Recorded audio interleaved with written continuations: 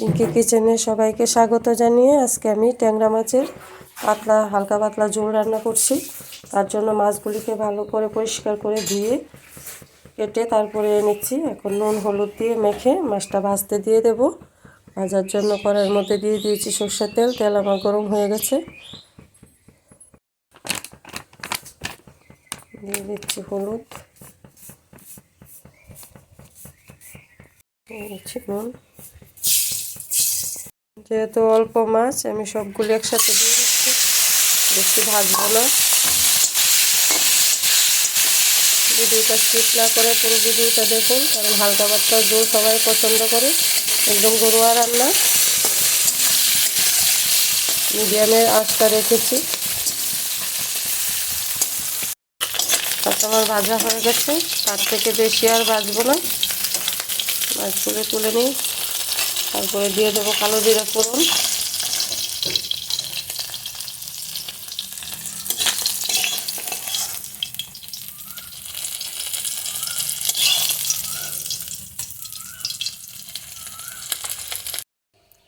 তেল আমার যতটুকু আছে আর লাগবে না। দিয়ে দিচ্ছি কালো জিরা ফোড়ন। আর এখানে অল্প পরিমাণ আদা, 3টে কাঁচা লঙ্কা, আধা চামচ জিরে গুঁড়ো, আধা চামচ ধনের গুঁড়ো দিয়ে দিচ্ছি।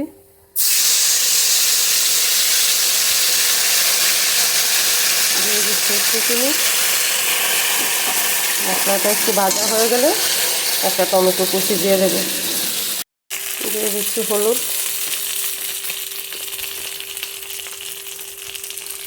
দিয়ে দিচ্ছি টমেটো কুচি।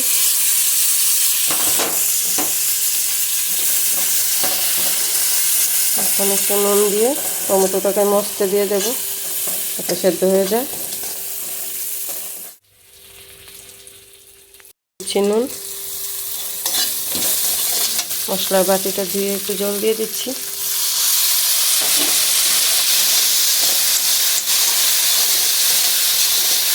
একদম হালকা পাতলা ঝোল, ঘরের রান্না।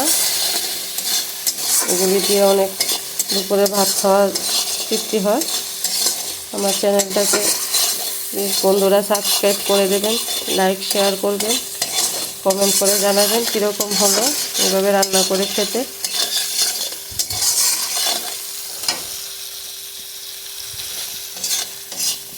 যেহেতু আমার মশলা কষা হয়ে গেছে, এখন দিয়ে দিচ্ছি মাছটা। দিয়ে দুটো নাড়া দিয়ে জল দিয়ে দেবো। আপনি কাউকে নিমন্ত্রণ করলেও এই রান্নাটা করে খাওয়াতে পারবেন, কারণ হালকা ঝোল সবাই পছন্দ করে। খুব তৃপ্তি হয় রান্নাটা, সবাই খেতে ভালোবাসে। ধনেপাতা ছড়িয়ে দিয়ে এখন নামিয়ে নেব। এখন জলটা দিয়ে দিচ্ছি, জল।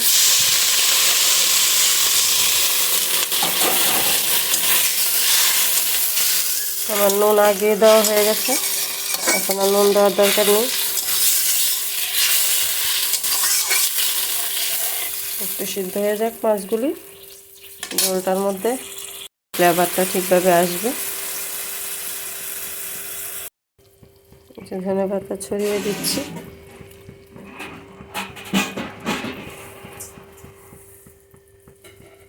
এখন আমার রান্না কমপ্লিট। আজকের মতো ভিডিওটা এখানে শেষ করি। গ্যাস অফ করে দিচ্ছি। এরকম পাতলা ঝোল থাকবে, এতে খুব সুস্বাদু হয়। রান্না করে প্লিজ দেখবেন, কমেন্ট করে জানাবেন। রেসিপিটা পুরো ভিডিওটা দেখার অনুরোধ রইল।